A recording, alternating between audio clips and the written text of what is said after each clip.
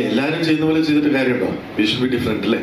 Friday film house launch ചെയ്യുമ്പോൾ നമ്മളിത് start ചെയ്യുമ്പോൾ തന്നെ നമുക്ക് പല ഒബ്ജക്റ്റുകൾ, ക്ലീൻ എന്റർടൈൻമെന്റ് എന്നുള്ള ഒരു ഒബ്ജക്റ്റോടൊപ്പം തന്നെ ടാലന്റഡ് ആയിട്ടുള്ള ന്യൂ കമേഴ്സിന്, അത് all areas of cinema including direction, cinematography, editing, acting, അങ്ങനെ എല്ലാ ഏരിയസ് ഓഫ് സിനിമയിൽ ന്യൂ കമേഴ്സിന് കൊണ്ടുവരണം എന്നുള്ള ആഗ്രഹത്തോടെ തുടങ്ങിയ ഒരു സ്ഥാപനമാണ്. അത് അങ്ങനെ തുടങ്ങി ഒന്നോ രണ്ടോ സിനിമകളിൽ പുതിയ ആൾക്കാരെ, പുതിയ ഡയറക്ടേഴ്സിനെ കൊണ്ടുവരുന്നു. അപ്പോൾ കൂടുതൽ പ്രതീക്ഷകൾ, കൂടുതൽ പേര് നമ്മൾ അപ്രോച്ച് ചെയ്യുന്നു. അതൊരു നോർമൽ സിറ്റുവേഷനാണ്. അത് പിന്നെ കൂടി അപ്പം അങ്ങനെ വരുമ്പോൾ നമ്മൾക്ക് കൂടുതൽ അത്രയും ടാലന്റഡ് ആയിട്ടുള്ള ആൾക്കാരെ നമ്മൾ കാണുമ്പോൾ നമുക്ക് നോ എന്ന് പറയാൻ പറ്റാത്ത ഒരു സാഹചര്യം കൂടെ വരുന്നു. അതൊരു തെറ്റാണെന്ന് ഞാൻ വിശ്വസിക്കുന്നില്ല. അപ്പം ആരും ചെയ്യുന്നില്ല എന്ന് വെച്ചാൽ നമ്മൾ ചെയ്യാതിരിക്കേണ്ട കാര്യമില്ല. നമ്മൾ അതിന് പ്രയത്നിച്ചുകൊണ്ടേയിരിക്കും. ഇനിയും ചെയ്യും. ഇനിയും നല്ല ടാലന്റഡ് ആയിട്ടുള്ള ആൾക്കാരെ കണ്ടാൽ, അല്ലെങ്കിൽ നമ്മൾ വന്ന നല്ല കഥകൾ, അല്ലെങ്കിൽ അഭിനയിക്കാൻ കഴിവുള്ള ആൾക്കാരെ കണ്ടാൽ അവരെ ലോഞ്ച് ചെയ്യാൻ ശ്രമിക്കും. അപ്പൊ അങ്ങനെ ചെയ്തുകൊണ്ടേയിരിക്കും. ഇനിയും ചെയ്യണം എന്ന് തന്നെയാണ്. അതുകൊണ്ടാണ് ഞാൻ പറഞ്ഞത്, നമുക്ക് ഇപ്പോഴത്തെ ഒരു സാഹചര്യത്തില് പല പ്രശ്നങ്ങളുണ്ട് ഇങ്ങനെ സിനിമകൾ ചെയ്യുമ്പോൾ. ബിക്കോസ് കോവിഡിന് ശേഷം ഒരുപാട് ഡിഫറൻസ് മലയാള സിനിമയിൽ വന്നിട്ടുണ്ട്, അല്ലെങ്കിൽ ലോക സിനിമയിൽ വന്നിട്ടുണ്ട്. അതിൻ്റെ ഇടയിലൂടെ ഓൾ ന്യൂ കമർ ആയിട്ടുള്ള സിനിമകൾ, അല്ലെങ്കിൽ പുതിയൊരു ഡയറക്ടറിന്റെ സിനിമ ഒക്കെ കൊണ്ടുവരിക എന്ന് പറയുന്നത് വളരെ ടഫായിട്ടുള്ളൊരു കാര്യം. അപ്പം അങ്ങനെ ഞങ്ങള് തുടരണം എന്ന് നിങ്ങൾ ആഗ്രഹിക്കുന്നുണ്ടെങ്കിൽ, നിങ്ങളിൽ ഈ ഇരിക്കുന്നവരിൽ അറ്റ്ലീസ്റ്റ് കുറച്ചു പേർക്കെങ്കിലും സിനിമയിൽ എന്തെങ്കിലും ആവണമെന്ന് ആഗ്രഹമുള്ളവരാണെന്ന് ഞാൻ പൂർണ്ണമായും വിശ്വസിക്കും. അതിനാണല്ലോ നിങ്ങൾ മീഡിയയിൽ സിനിമയെക്കുറിച്ച് പഠിക്കാനും അതിനെക്കുറിച്ച് അറിയാനും ഇരിക്കുന്നത്. അപ്പം നിങ്ങൾക്കും നാളെ ഇപ്പം ഈ ചോദിച്ച ചോദ്യത്തിന് എല്ലാവരും പോകുന്ന പോലെ ഞാനങ്ങ് പോയാൽ നിങ്ങളെല്ലാം അങ്ങോട്ട് പോകും അല്ലേ? അപ്പൊ അതാണ് അതിന്റെ ഉത്തരം. ഈ പ്രശ്നം കാണുന്നത് ഇന്നലെ പല തിയേറ്ററിൽ സിനിമയും പല ആളുകളും തിയേറ്ററിൽ പോയിട്ട് വരുന്നത്. അപ്പൊ അവർ പറയുന്ന ന്യായങ്ങള്, എൻ്റെ ഒരു അറിവിൽ 22 പേര് പോലും തിയേറ്ററാണ്. അവർ പറഞ്ഞ് 35 പേര് കാണുന്നു. എന്തുകൊണ്ടാണ് ഇത്തരം ഒരു സിനിമകൾക്ക് ഒരു റീത്തിങ് ടൈം പോലും കൊടുക്കാറ്? അല്ല, അത് ആ ചോദ്യം ഞാൻ ഡെയിലി ചോദിച്ചുകൊണ്ടിരിക്കുന്ന ചോദ്യമാണ്. കാരണം ഒരു കുഞ്ഞ് ജനിച്ചിട്ട് 5 മിനിറ്റേ ആയുള്ളൂ, കാണാൻ കൊള്ളത്തില്ല എന്ന് പറഞ്ഞിട്ട് കാര്യമുണ്ടോ? അതൊന്ന് ചിരിക്കട്ടെ, അതൊന്ന് ചിരിച്ച് നടന്നു തുടങ്ങട്ടെ. അപ്പൊ അതാണ് ഞാൻ തിയേറ്ററുകാരോട് സംസാരിക്കുന്നത്. 20 സിനിമ ചെയ്ത, അല്ലെങ്കിൽ ഒരുപാട് വർഷങ്ങളായിട്ട് ഈ ഇൻഡസ്ട്രി നിൽക്കുന്ന ഞാൻ അത്യാവശ്യം ജഡ്ജ്മെന്റ് ഉള്ള ഒരാളാണെന്ന് വിശ്വസിക്കുന്നു. ആ ജഡ്ജ്മെന്റിൽ ഞാൻ പറയുന്നു ഈ സിനിമ വളരെ നല്ലൊരു സിനിമയാണ്. കാരണം ഒരുപാട് സിനിമകൾ കണ്ടുകൊണ്ട് വർഷങ്ങളായിട്ട് സിനിമയിൽ പ്രവർത്തിക്കുന്ന ഒരാളാണ് ഞാൻ. അല്ലെങ്കിൽ എൻ്റെ ജീവിതത്തിൽ എന്റർടൈൻമെന്റ് ഇൻഡസ്ട്രിയിൽ മാത്രം വർക്ക് ചെയ്തിട്ടുള്ള ഒരാളാണ്. അപ്പൊ അങ്ങനെ ഞാനൊരു മോശം സിനിമ ഉണ്ടെങ്കിൽ ഞാനത് ക്യാൻ ചെയ്ത് കളയുള്ളൂ. ചിലപ്പോൾ എല്ലാ ഓഡിയൻസിനും എല്ലാ സിനിമയും ഇഷ്ടപ്പെടണമെന്ന് വിശ്വസിക്കുന്ന, ഇഷ്ടപ്പെടണമെന്ന് ഒരിക്കലും നമുക്ക് പറയാൻ പറ്റില്ല അല്ലേ? ഇതിനെല്ലാം ഓരോ പർട്ടിക്കുലർ ഓഡിയൻസ് ഉണ്ട്. ഞാൻ ആദ്യം തൊട്ട് പറയുന്നതാണ്, ഈ സിനിമ ഇതിന്റെ പ്രൈമറി ഓഡിയൻസ് എന്ന് പറഞ്ഞ വിമൻ. അപ്പൊ അവർക്ക് എത്താനൊരു സമയം വേണം. എല്ലാം റിവ്യൂവേഴ്സ്, എനിക്ക് തോന്നുന്നില്ല ഇവിടെ എത്ര വിമൻ റിവ്യൂവേഴ്സ് ഉണ്ടെന്ന്. ഇന്നലെ ഞാൻ പറയുന്ന ആർട്ട്കോർ സിനിമ റിവ്യൂവിങ് ഒരു ജോലിയാക്കി അല്ലെങ്കിൽ തൊഴിലായി സ്വീകരിക്കുന്ന എത്ര സ്ത്രീകൾ ഇവിടെ ഉണ്ടെന്ന് എനിക്കറിയില്ല. പല ഗ്രൂപ്പുകളിലും ഉണ്ടാവാം, പക്ഷെ പ്രധാനപ്പെട്ട റിവ്യൂവേഴ്സിലൊന്നും സ്ത്രീകളെ ഞാൻ കണ്ടിട്ടില്ല. അതുകൊണ്ട് സ്ത്രീകളുടെ റിവ്യൂസിന് റീച്ച് കുറവാണ്. അല്ലെങ്കിൽ ഏതെങ്കിലും ഗ്രൂപ്പിൽ വരുന്ന റിവ്യൂസ് ഞങ്ങൾ ഷെയർ ചെയ്തുകൊണ്ടിരിക്കുന്നത്, ഞങ്ങൾക്ക് കിട്ടുന്ന റിവ്യൂസ് എല്ലാം 100% പോസിറ്റീവാണ്. അപ്പൊ ഇത് സ്ത്രീകൾ വന്ന് കാണാനുള്ള ഒരു സമയം, അല്ലെങ്കിൽ ഒരു ക്ഷമ, അത് എല്ലാ ഭാഗത്തു നിന്നും ഉണ്ടാവണം. അത് തിയേറ്ററുകാര് സിനിമ ഓടുന്നില്ല എന്ന് പറഞ്ഞിട്ട് കാര്യമില്ല. ജനിച്ച് വീണതേ ഉള്ളൂ. ഒരു സിനിമ ഇറങ്ങി 2 or 3 ഷോ കഴിയുമ്പോൾ ഷോയുടെ ടൈം മാറ്റുകയാണ്. മൾട്ടിപ്ലക്സിന്റെ ഒരു പ്രത്യേകതയാണ്, അവർക്ക് ഇഷ്ടമുള്ള പോലെ ടൈം മാറ്റുന്നു. അതൊക്കെ മുമ്പ് ഉണ്ടായിരുന്നില്ല. നമുക്കൊരു ടൈം തന്നു കഴിഞ്ഞാൽ ഒരാഴ്ച നമ്മുടെ സിനിമ കണ്ടിന്യൂസ് ആയിട്ട് ആ ടൈമിൽ റൺ ചെയ്യാനുള്ള ഒരു ക്ഷമ കാണിക്കുമായിരുന്നു. ഇന്ന് ദ ഓപ്ഷൻസ് ആർ പ്ലെന്റി. അത് ഞാൻ ഇന്നലെ ഒരു പോസ്റ്റിൽ ഇട്ടതുപോലെ തമിഴ് സിനിമകളുടെ, അല്ലെങ്കിൽ തെലുങ്ക്, അല്ലെങ്കിൽ പാൻ ഇന്ത്യൻ സിനിമകളുടെ ഒരു കടന്നുകയറ്റം മലയാള സിനിമയെ വളരെ വളരെ മോശമായ രീതിയിൽ അഫക്റ്റ് ചെയ്യുന്നു. കാരണം അത്രയും പ്രഷർ വൻകിട ഡിസ്ട്രിബ്യൂട്ടേഴ്സിന്റെ കയ്യിൽ നിന്ന് അവർക്കുണ്ട്. ഇത് അവിടെ പ്രൈം ടൈമിൽ കളിക്കണം, അല്ലെങ്കിൽ കളിക്കണം. അപ്പം അവര് തിയേറ്ററുകാരും ആ പ്രഷറിന് സർക്കമെന്റൻ ചെയ്തായിട്ട് വരുന്നു. അപ്പൊ അവരത് കുറ്റം പറയുകയാണെങ്കിൽ ആരെ കുറ്റം പറയണമെന്ന് അറിയില്ല. നമ്മുടെ ഉള്ളിൽ തന്നെ നമ്മുടെ ഗ്രൂപ്പ്, നമ്മുടെ ഇൻഡസ്ട്രിക്ക് അകത്ത് തന്നെ ആൾക്കാർ വന്ന് ഇങ്ങനത്തെ കാര്യങ്ങൾ ചെയ്യുമ്പോൾ അത് മലയാള സിനിമയ്ക്ക് ദോഷമാണെന്നുള്ളത് നമുക്ക് എല്ലാവർക്കും അറിയാം. പക്ഷെ ആരും അത് തുറന്നു പറയുന്നില്ല എന്നുള്ളതാണ് അതിന്റെ സത്യം. അല്ല, ഇതിപ്പോ എങ്ങനെ തരണം ചെയ്തു? കാരണം വെച്ചാൽ ഈ സിനിമ കാണാൻ കഴിയുന്നില്ല ആളുകൾ, സിനിമ തിയേറ്ററുകളില്ല. ഇപ്പോ ഞാൻ ഇന്നലെ ഒരു പോസ്റ്റിലിട്ടു, നമ്മള് തിയേറ്ററുകളിലേക്ക് പോകുമ്പോൾ തന്നെ അവർ പറയുന്നത് 5 അന്യഭാഷാ സിനിമകളുണ്ടെന്നാണ്. ഇവിടെ ഇരിക്കുന്ന എത്ര പേർക്ക് അറിയാം ഇന്നലെ റിലീസ് ചെയ്ത 5 അന്യഭാഷാ സിനിമകൾ? അതിൽ മാക്സിമം പോയാൽ 2 പേര് അല്ലെങ്കിൽ 3 പേര് പറയാൻ പറ്റും. മറ്റ് 2 പടങ്ങൾ ആർക്കും അറിയത്ത് പോലുമില്ല. അപ്പൊ ഈ മലയാള സിനിമ ഈ തമിഴ് സിനിമയുടെ അല്ലെങ്കിൽ തെലുങ്ക് സിനിമയുടെ ഒരു ഡംപിങ് യാർഡായിട്ട് മാറുന്നു എന്നുള്ളതാണ്. അത് തിയേറ്ററുകാരെ കുറ്റം പറയാൻ പറ്റില്ല. അവർക്ക് വൻകിട പാൻ ഇന്ത്യൻ പാൻ സൗത്ത് സിനിമകൾ ഈ കൊടുക്കുന്ന ബാനറുകളാണ് ഈ ആരും കേൾക്കാത്ത സിനിമകൾ എടുത്തുകൊണ്ട് വരുന്നത്. അപ്പൊ അവർ പറയുന്നു ഇത് തന്നാൽ മാത്രമേ തരുള്ളൂ. അപ്പൊ അവർക്ക് ഷോ കറക്റ്റ് കൊടുത്തില്ലെങ്കിൽ തമിഴ്നാട്ടിൽ നിന്ന് പ്രഷർ വരും. ഇതെന്താ കേരളത്തിലെ ടൈമിങ്ങിനെ. അപ്പൊ അവർ പ്രഷർ ഇടുമ്പോൾ ഏത് സിനിമ എടുത്ത് മാറ്റാൻ പറ്റുക? പുതുമുഖങ്ങളുടെ സിനിമ. അല്ലെങ്കിൽ ആദ്യത്തെ ദിവസം കൽബ് എന്ന് പറയുന്ന സിനിമയ്ക്ക് ആദ്യത്തെ 2 ദിവസം ഹൗസ്ഫുൾ ആവുമെന്ന് ചിന്തിക്കാൻ മാത്രം അത്ര വിവരമില്ലാത്തവരല്ല ഇവിടുത്തെ തിയേറ്റേഴ്സ് എന്ന് ഞാൻ വിശ്വസിക്കുന്നു. അവർക്ക് വ്യക്തമായിട്ട് അറിയാം ഇത് വേർഡ് ഓഫ് മൗത്ത് കൊണ്ട് മാത്രം ബിൽഡ് ആവുന്ന ഒരു സിനിമയാണ്. 2 ദിവസം എടുക്കും. അപ്പൊ അത് ഹോൾഡ് ചെയ്യാനുള്ള ഒരു ക്ഷമ അവർ കാണിക്കണം. അതൊരു മെച്യൂരിറ്റി അല്ലേ? അതൊരു സപ്പോർട്ട് സിസ്റ്റം അല്ലേ? പുതിയ ആൾക്കാരെ കൊണ്ടുവരുന്നു, നല്ല സിനിമകൾ എടുത്തിട്ടുള്ള ബാനറാണ്, നല്ലൊരു സംവിധായകനാണ്. അത്രയും റിവ്യൂസ് നമ്മളിന്ന് യൂട്യൂബ് തുറന്ന് നോക്കിയാൽ അറിയാം. ദ പെർസെൻറ്റേജ് ഓഫ് റിവ്യൂസ് 10 നല്ല റിവ്യൂസിന് 1 മോശം റിവ്യൂ ആണ് കൽബിനുള്ളത്. അത് ഒബ്വിയസ്ലി അത് അണ്ടർസ്റ്റാൻഡബിൾ ആണ്. മിനിമം 20 എണ്ണം വരണമെന്നാണ് ഞാൻ വിശ്വസിക്കുന്നത്. 100 എണ്ണത്തിൽ 20 എണ്ണം മോശമാവണം. ഇത് 100 എണ്ണത്തിൽ 80 എണ്ണം നല്ല റിവ്യൂ ആണ്. ഏതെങ്കിലും ഒരു പെൺകുട്ടി അല്ലെങ്കിൽ ഏതെങ്കിലും ഒരു സ്ത്രീ കൽബ് കണ്ടിട്ട് മോശം എന്ന് പറഞ്ഞതായിട്ട് ഞാൻ കേട്ടിട്ടില്ല. ആരെങ്കിലും ഇപ്പൊ ഇവിടെ ഇരിക്കുന്ന ആരെങ്കിലും ഒരാള് ഒരു റിവ്യൂ എനിക്ക് കാണിച്ചു തന്നാൽ ഞാൻ ഈ പരിപാടി നിർത്താം. അപ്പോ കേറി വരാനൊരു സമയമെടുക്കും. ആ സമയം തന്നില്ലെങ്കിൽ ഇത് ഇൻഡസ്ട്രി വളരെ മോശമായ ഒരു അവസ്ഥയിലേക്കാണ് പോകുന്നത്. ഒരു രീതിയിൽ ഇവിടെ കണ്ടന്റ് സിനിമകൾ ഉണ്ടാവില്ല. ഒരു ന്യൂ കമറും ഇവിടെ ലോഞ്ച് ചെയ്യാനായിട്ട് ഇവിടെ ആളുണ്ടാവില്ല. ആരും ധൈര്യപ്പെടില്ല. ശേഷം ഇറങ്ങിയ ഒരു സിനിമയുണ്ട്, ആദ്യത്തെ ദിവസം തന്നെ 150 ഷോ എക്സ്ട്രാ നേടിയ ഒരു സിനിമ. ഡെഫിനറ്റ്ലി നല്ല സിനിമയാണ്. അതില് ജയറാമുണ്ട്, മമ്മൂക്കയുണ്ട്, അത്രയും മിഥുൻ മാനുവൽ തോമസ് സിനിമ. അത് മലയാള സിനിമയാണ്. വരട്ടെ, മലയാള സിനിമയല്ലേ? ഞാൻ ഒന്നും പറയുന്നില്ല. ജനങ്ങൾ കാണണം. മലയാള സിനിമയാണ്, നല്ല സിനിമയാണ്. ഞാൻ ലോഞ്ച് ചെയ്ത സംവിധായകന്റെയാണ്, എന്റെ സുഹൃത്താണ് പ്രൊഡ്യൂസർ. അതൊരു കാരണമല്ല, ഒരിക്കലുമല്ല. കൽബ് 3 സിനിമകൾ ഒരേ സമയം ഓടാനുള്ള കപ്പാസിറ്റി ഉള്ള സ്റ്റേറ്റാണ് മലയാളം, അല്ലേ? എല്ലായ്പ്പോഴും അങ്ങനെ തന്നെയാണ്. പക്ഷേ ഇന്നലത്തെ റിവ്യൂവേഴ്സ് പോലും ആദ്യം പോയി കണ്ടിരിക്കുന്നത് കൽബാണോ മറ്റു അന്യഭാഷാ സിനിമകളാണോ എന്ന് നിങ്ങൾക്ക് മനസ്സിലാവും. കാണുന്നില്ലേ എന്നാണ് ചോദിക്കുന്നത്, അല്ലേ? ഒബ്വിയസ്ലി കോടിക്കണക്കിന് രൂപയിൽ നിർമ്മിച്ചിരിക്കുന്ന സിനിമയാണ്. അവർക്കത് അഫോർഡ് ചെയ്യാൻ പറ്റും. ആർക്ക്? തമിഴ് സിനിമയ്ക്കും തെലുങ്ക് സിനിമയ്ക്കും. കാണണ്ടെന്ന് വീണ്ടും പറയുന്നില്ല. ഒരു മനുഷ്യത്വം അല്ലെങ്കിൽ എന്തെങ്കിലും നമ്മുടെ സിനിമയാണ്, നമ്മുടെ ഒരു കൊച്ചു ഇൻഡസ്ട്രിയാണ്. ഓക്കെ, പുതിയ ആൾക്കാർ വരട്ടെ, നല്ല സിനിമകൾ വരട്ടെ. അതിനൊരു സ്റ്റെപ്പ് എടുക്കുകയാണ് നമ്മൾ. ആ സ്റ്റെപ്പിനെ എന്തെങ്കിലും ഒരു രീതിയിൽ സപ്പോർട്ട് ചെയ്യണം. അത് എല്ലാ ഭാഗത്തുനിന്നും ഉണ്ടാവണം.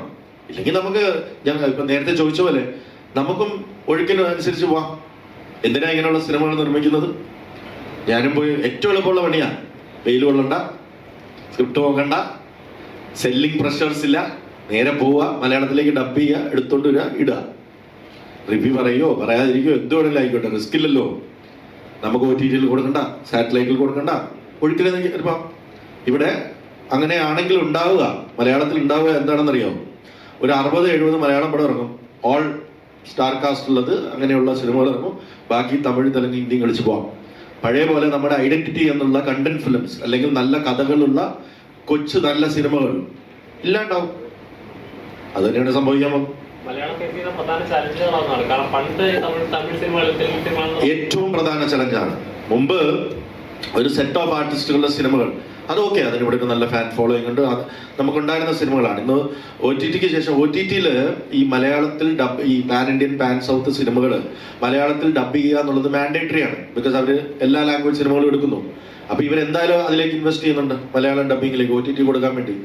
എന്നാ പിന്നെ ഞാൻ പറയണേ, ഇവരൊക്കെ നമുക്ക് അറിയാവുന്നവരാണ്. മലയാളം എന്ന് പറയുന്ന ഈ ലാംഗ്വേജ് അവരുടെ ബിസിനസ് പ്ലാനിൽ ഇല്ലാത്ത ഒരു സാധനമാണ്. അത് അഡീഷണൽ റവന്യൂ ആണ്. വന്നു, വന്നില്ലെങ്കിൽ വന്നില്ല. നമ്മുടെ ഡിസ്ട്രിബ്യൂട്ടേഴ്സ് അവരെ ആയിട്ടുള്ള ഒരു എന്തെങ്കിലും ഫ്യൂച്ചർ ടൈംസിന് വേണ്ടി അത് എടുത്തോണ്ട് വന്ന് ഇവിടെ ഇങ്ങനെ 80-90 തിയേറ്ററുകളിൽ ഓടിച്ച് പ്രഷർ ഇടുകയാണ്. ഒരു പുതിയ സിനിമ വന്നാൽ അത് മാറ്റി ഇത് കളിക്കാൻ വേണ്ടി പ്രഷർ ഇടുകയാണ്. അപ്പോൾ ആദ്യത്തെ ദിവസം തന്നെ ആ പ്രഷറിലാണ് തിയേറ്ററുകാർ വീഴുന്നതെന്ന് ഞാൻ പൂർണ്ണമായും വിശ്വസിക്കുന്നു. എൻ്റെ അടുത്ത് പറഞ്ഞവരുണ്ട്, അത് ഇവരാണ് കൊണ്ടുവന്നിരിക്കുന്നത്, നമുക്ക് ഒന്നും ചെയ്യാൻ പറ്റത്തില്ല, ഇല്ലെങ്കിൽ ഇങ്ങനെയുള്ള പടങ്ങൾ നമുക്ക് തരില്ല എന്ന് പറയുമ്പോൾ നമുക്ക് എന്താ ചെയ്യാം? അപ്പൊ അതിനൊരു തീരുമാനം ഉണ്ടാവണം. ഞാൻ എപ്പോഴും പറയുന്ന ഒരു കാര്യമുണ്ട്, ഇപ്പൊ മറാഠിയിൽ പോയിട്ട് അല്ലെങ്കിൽ ഈ ബോംബെയിൽ പോയിട്ട് നമുക്ക് തോന്നുന്ന പോലെ റിലീസ് ചെയ്യാൻ നോക്ക്. മറാഠി സിനിമയ്ക്ക് ക്യാപ്പ് ഉണ്ട്. ഇത്ര പെർസെന്റേജ് മറാഠി സിനിമകൾ തിയേറ്ററുകളിൽ ഓടിക്കണമെന്ന് റൂളുണ്ട്. അതുകൊണ്ടാണ് മറാഠി സിനിമ രക്ഷപ്പെട്ട് നിൽക്കുന്നത്. ഇവിടെ അങ്ങനെ ക്യാപ്പ് വെക്കാൻ അസോസിയേഷൻസ് തയ്യാറാവണം. ഇത്ര പെർസെന്റേജ് മലയാള സിനിമകൾ ഒരു മൾട്ടിപ്ലക്സിൽ കളിക്കണം എന്നുള്ള തീരുമാനം ഉണ്ടാക്കണം. ഇന്ന് ഓസ്ലറും നേരും അല്ലാതെ വേറെ ഏത് മലയാള സിനിമയാണ് പെർസെന്റേജ് കൂടുതൽ അന്യഭാഷാ ചിത്രങ്ങളാണോ മലയാള സിനിമയാണോ നിങ്ങൾക്ക് നോക്കിയാൽ മനസ്സിലാവും. ഇതെന്താണ് ഈ സംഘടനകളുടെ ഇതിലേക്ക്? ഇത് കാലാകാലങ്ങൾ ഇപ്പൊ കുറെ നാളായിട്ട് ഇത് തുടർന്നു വരികയാണ്. കാലാകാലങ്ങളില്ല, ഈ സമയത്ത് കുറച്ച് കൂടിയിരിക്കുന്നു. അത് ഞാൻ പറഞ്ഞത് കോവിഡിന് ശേഷം വന്നിരിക്കുന്ന ഈ OTTയിൽ മലയാളത്തിൽ ഡബ് ചെയ്ത് കൊടുക്കേണ്ടി വരുന്നു. അത് അവർക്ക് വെറുതെ ഇരിക്കുകയാണ്. അതെടുത്ത് ചുമ്മാ ഇവിടെ ഇട്ട് കഴിഞ്ഞാൽ അവർക്ക് ഒരു നഷ്ടമില്ല, വന്നോട്ടെ. പിന്നെ ഏതെങ്കിലും ഒരു നമ്മൾ അൺനോൺ ആക്ടർ അവിടെയുണ്ട് 25-30 ആർട്ടിസ്റ്റുകളുണ്ട് അല്ലേ? ഏതെങ്കിലും ഒരു അൺനോൺ ആക്ടറിനെ പാൻ സൗത്ത് ആക്ടർ ആക്കാനുള്ള പ്രയത്നത്തിന്റെ ഭാഗം കേരളത്തിൽ കൂടെ അയാൾക്ക് മാർക്കറ്റ് വേണം. അല്ല, വിജയ് ബാബു പറയുന്നതിൽ ന്യായമുണ്ട്, ഓക്കെയാണ്. പക്ഷെ എന്തുകൊണ്ട് വിജയ് ബാബു ഒരു പ്രൊഡ്യൂസറാണ്, പ്രൊഡ്യൂസർ അസോസിയേഷൻ ഉണ്ട്, ഡിസ്ട്രിബ്യൂഷൻ അസോസിയേഷൻ ഉണ്ട്, തിയേറ്റർ ഉടമകൾ അസോസിയേഷൻ, എല്ലാ അസോസിയേഷനും ഉണ്ട്. എന്തുകൊണ്ട് താങ്കൾ പറയുന്ന നിർമ്മാതാക്കളുടെ സംഘടന? ഞാൻ പറഞ്ഞു തുടങ്ങിയിട്ടില്ലേ ഉള്ളൂ. ഇതിന് മുമ്പ് ഈ വിഷയങ്ങൾ ഉണ്ടായിട്ട് ഇതുവരെ തീരുമാനത്തിലെത്താൻ സംഘടനയ്ക്ക് പറ്റുന്നില്ല. അത് ബിക്കോസ് ഹൈദരാലിക്ക് എന്നെക്കാട്ടിൽ വ്യക്തമായിട്ട് അറിയാം. അത് അവരോട് തന്നെ ചോദിക്കുന്നതാണ് നല്ലത്. ബിക്കോസ് ഇത് ഞാൻ പറയുന്നു, ഇത്രയും പുതിയ ആൾക്കാരെ കൊണ്ടുവന്ന് ഇത്രയും കണ്ടന്റ് സിനിമകൾ ചെയ്തിട്ടുള്ള ഒരു പ്രൊഡക്ഷൻ ഹൗസ് എന്ന രീതിയിൽ എനിക്ക് പേടിയാവുന്നു. അപ്പൊ നോർമൽ സിനിമകൾ മാത്രം ചെയ്തു പോവാം, ഒഴുക്കിനനുസരിച്ച് പോവാം. അങ്ങനെ വരുമ്പോ എന്താവും മലയാള സിനിമ എന്നുള്ളതാണ്. നമ്മള് ഇപ്പൊ ഇരുന്ന് തമിഴ് സിനിമയും തെലുങ്ക് സിനിമയും കോപ്പി ചെയ്യാൻ ശ്രമിക്കുകയാണ്. മാസ് ആക്ഷൻ പടങ്ങൾ ചെയ്യാം.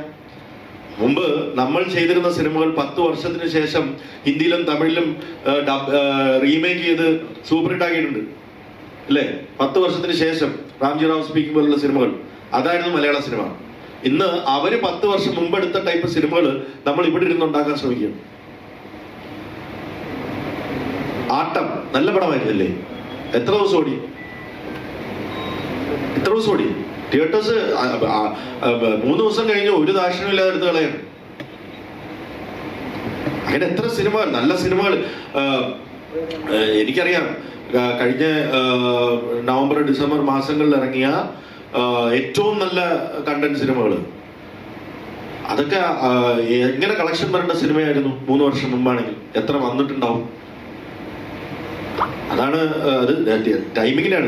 ഇപ്പം നമുക്ക് ഷോ ടൈം തരുന്നു എന്ന് പറയുന്നു, ചുമ്മാ നമ്മൾ കാണിക്കാൻ ഒരു പ്രഹസനമാണ്. കാരണം തരുന്ന ടൈം എപ്പോഴാണ്? രാവിലെ 9 മണി, രാത്രി 10:40. പറഞ്ഞു വരുമ്പോൾ 3 ഷോ ഉണ്ട്. ആരാ 11 മണിക്ക് മൾട്ടിപ്ലക്സിൽ പോയി കൽബ് പോലൊരു സിനിമ കാണാൻ പോകുന്നു? 4 മണി തൊട്ട് 9 മണി വരെ ഷോ ഇല്ല. 3 ഷോ തന്നല്ലോ എന്നാ പറയണേ. ആരെ കാണിക്കണേ? ഞാൻ പറഞ്ഞു വേണ്ട, എടുത്ത് മാറ്റിക്കൂ. എന്നിട്ട് ആള് കയറുന്നില്ല എന്ന് പറഞ്ഞിട്ട് വല്ല കാര്യമുണ്ടോ?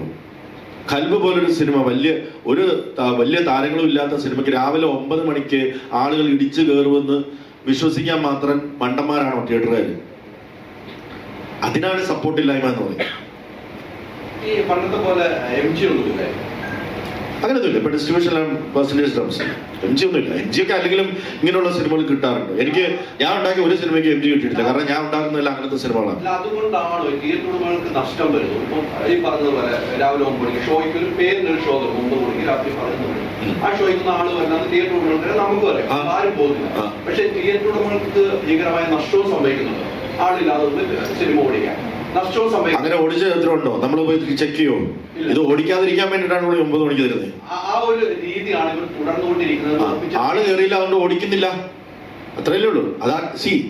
ആ ടൈമിങ്ങിൽ തന്നാൽ അത് ഓടും. ആളുകൾ സിനിമ കാണാൻ വരുന്ന ഒരു ടൈമുണ്ട്. നിങ്ങൾ ചോറിടുന്ന ഒരു ടൈം ഉണ്ടല്ലേ? രാവിലെ 6 മണിക്ക് സദ്യ വിളമ്പിയിട്ട് കാര്യമുണ്ടോ?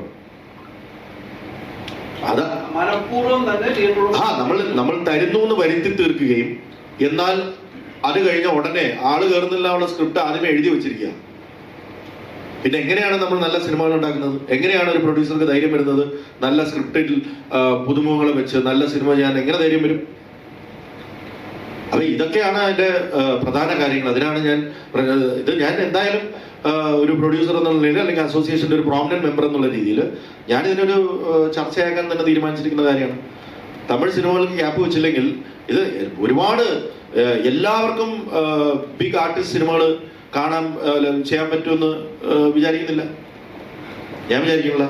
അത്രയും നമുക്ക് 10-12 കൊമേഴ്ഷ്യൽ സ്റ്റാർസ് ഉണ്ട്, അല്ലെങ്കിൽ 15 കൊമേഴ്ഷ്യൽ സ്റ്റാർസ് ഉണ്ടാവും. അത് മാത്രമാണോ മലയാളം ചെയ്തുകൊണ്ടിരുന്നത്? അപ്പൊ ഇതിനൊരു സപ്പോർട്ട് നിങ്ങളുടെ ഭാഗത്തു നിന്ന് ഉണ്ടാവണം. റിവ്യൂ ചെയ്തോളൂ. ഞാൻ ഒരിക്കലും റിവ്യൂവിന് എഗെയിൻസ്റ്റ് നിന്നിട്ടില്ല. പോസിറ്റീവ് നെഗറ്റീവ് പറഞ്ഞോളൂ. പോസിറ്റീവ് നിങ്ങൾക്ക് ഇഷ്ടപ്പെട്ടെങ്കിൽ നിങ്ങൾ റിവ്യൂ ഇടും. ഞാൻ വാലാട്ടി എന്ന് പറയുന്ന സിനിമയ്ക്ക് റിവ്യൂവേഴ്സിന്റെ മുഖം വെച്ചിട്ട് പോസ്റ്റർ ഇറക്കിയ ആളാണ്. ഞാൻ അതിനൊന്നും എഗെയിൻസ്റ്റ് അല്ല. ഞാൻ എപ്പോഴും പറഞ്ഞിട്ടുണ്ട്, നിങ്ങൾക്ക് എല്ലാ സിനിമകളും ഇഷ്ടപ്പെടണമെന്നില്ല. ഇഷ്ടപ്പെട്ടില്ലെങ്കിൽ 2 ദിവസം ക്ഷമിക്കും. ഇഷ്ടപ്പെടുന്നവരൊന്ന് കണ്ടിട്ട് നിങ്ങൾ എഴുതിക്കോ, ഒരു പ്രശ്നമില്ല. എന്തിനാണ് നിർവഹിക്കുന്നത് എന്ന് പറഞ്ഞിട്ടുണ്ട്. വിജയഭവനെതിരെ ഒരു ഫോക്കസ് ഉണ്ടോ? ഏതില്? ഇവിടെ മലയാള സിനിമ ഫോക്കസോ? ഒരു കൂട്ടായ്മ വിജയഭവന്റെ സിനിമകളൊക്കെ അങ്ങനെ എന്റെ സിനിമകൾ മാറ്റാൻ ഞാൻ അങ്ങനെയൊന്നുമില്ല. ഇത് ബേസിക്കലി ഈ ജസ്റ്റ് മണി മൈൻഡഡ് ആയിട്ടുള്ള രീതിയിൽ മാത്രം ചിന്തിക്കുന്ന ഒരു പറ്റം ഡിസ്ട്രിബ്യൂട്ടേഴ്സ് എന്ന് മാത്രമേ എനിക്ക് പറയാൻ പറ്റുള്ളൂ. അത് മണി മൈൻഡ് മാറ്റി വെച്ചിട്ട് നമ്മുടെ ഇൻഡസ്ട്രിയെ കുറിച്ചും കൂടെ ഒന്ന് ചിന്തിച്ച് ഇതിന്റെ ഫ്യൂച്ചർ എന്താവും എന്നും കൂടെ ചിന്തിച്ച് പോയാൽ എല്ലാവർക്കും നല്ലതാണ്, ഇൻഡസ്ട്രിക്ക് നല്ലതാണ്. അത് അസോസിയേഷനുകൾ ഇൻഡസ്ട്രിയുടെ ഫ്യൂച്ചറിന് വേണ്ടിയിട്ട് അങ്ങനെ ചില സ്ട്രോങ് തീരുമാനങ്ങൾ എടുക്കണം എന്ന് ഞാൻ ഓൾറെഡി അഭ്യർത്ഥിച്ചു കഴിഞ്ഞു.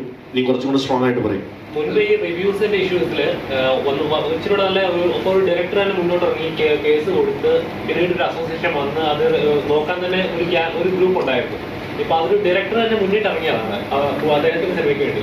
താങ്കൾ ഒരു പ്രൊഡ്യൂസറാണ്. അപ്പൊ ഇങ്ങനെ ഒരു ഇഷ്യൂ ഉള്ളപ്പോൾ ഇതിന് മുന്നോട്ട് വരാൻ ഞാൻ പറഞ്ഞില്ലേ, ഞാൻ റിവ്യൂസിന് എഗെയിൻസ്റ്റ് അല്ല. ഐ മീൻ അതാ റിവ്യൂസിന്റെ കേസിൽ ഇപ്പൊ ഈ സിനിമയുടെ ബേസിൽ തിയേറ്റർ കിട്ടുന്നില്ല എന്ന് പറഞ്ഞു, പിന്നെ അന്യ സിനിമകൾ കൂടുതലാന്ന് പറഞ്ഞു.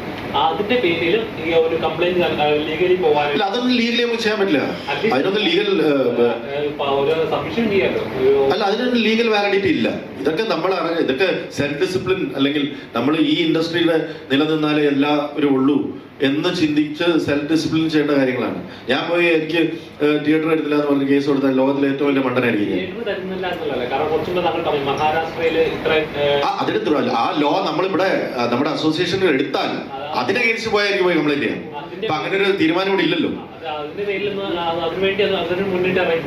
ഇറങ്ങുന്നുണ്ട്. അത് ഞാൻ ഓൾറെഡി സംസാരിച്ച് അതല്ലേ ഈ കിടന്ന് ഇന്നലെ തൊട്ട് നിലവിളിച്ചുകൊണ്ടിരിക്കണേ. അങ്ങനെ എന്തെങ്കിലും ഒരു തീരുമാനം എടുത്തില്ലെങ്കിൽ ഇത് വളരെ മോശം അവസ്ഥയിലേക്ക് പോകും എന്നുള്ളതാണ് പറഞ്ഞു വരുന്നത്. നമുക്കിനി കുറച്ച് കൽവിനെ കുറിച്ച് സംസാരിക്കാം. ഇവിടെ കുറച്ച് ഡയറക്ടർ, വളരെ ടാലന്റഡ് ആയിട്ടുള്ള ഒരു സെറ്റ്